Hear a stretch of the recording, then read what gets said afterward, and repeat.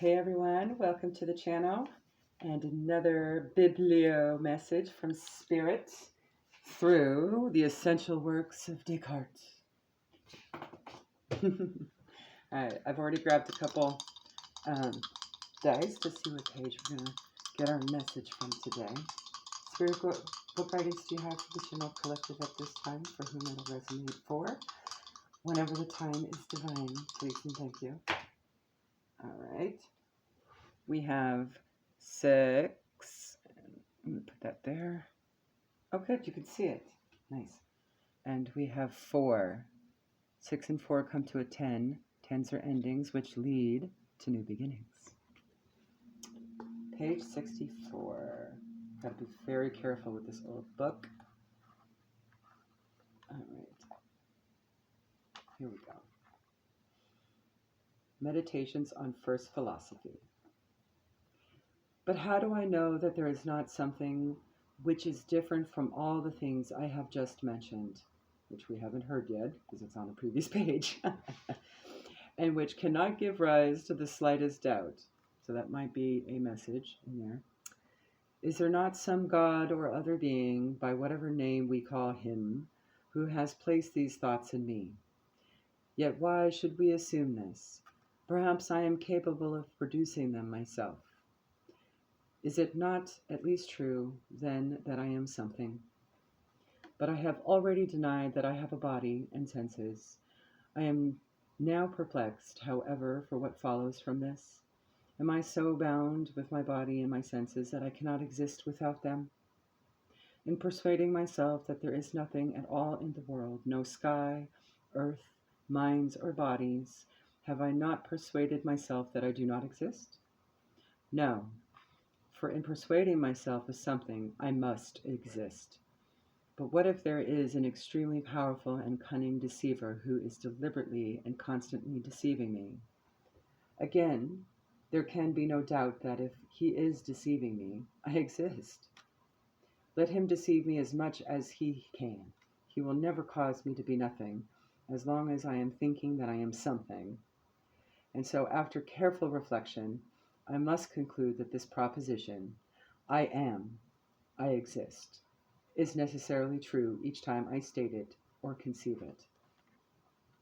However, I still do not know well enough what I am. I am certain that I am. I must be careful not to make something else for myself, and so go astray in this knowledge I maintain to be the most certain and evident of all. I shall therefore consider what I believe myself to be before I ventured upon these thoughts.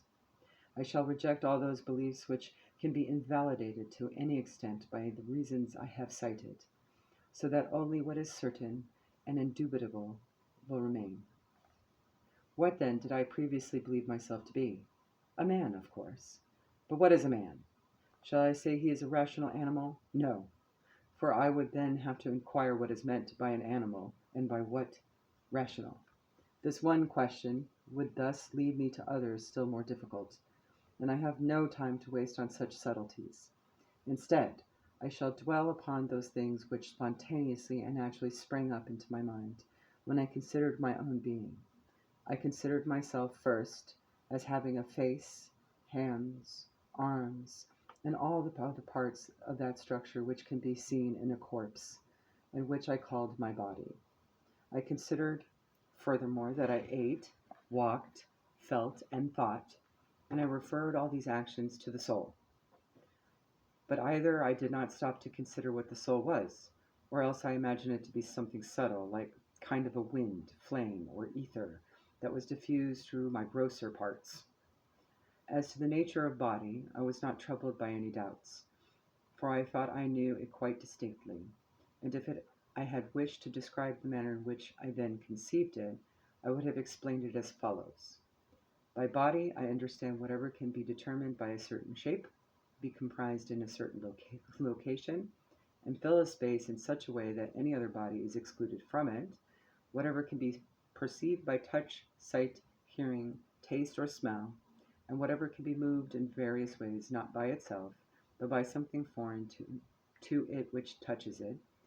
For I did not believe that the powers of self-movement, sensation, and thought could be attributed to the nature of body, On the contrary, I marveled that such faculties should be found in certain bodies. But now that I am assuming that there is a supremely powerful, and if I might say so, malignant being, who employs all his power and skill in deceiving me, what shall I say that I am? Can I assert that I possess any of those things which I have attributed to the nature of body? When I think about them all and review them carefully, I find none which I can claim to possess. It would be useless and tiresome to repeat them. Let us now consider those which I have attributed to the soul.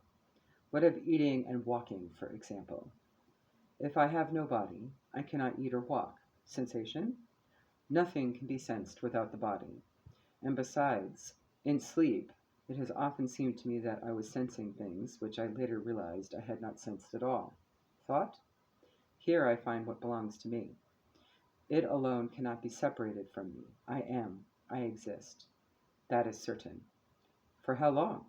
As long as I continue to think, for it might be that if I cease to think, I would also cease to exist.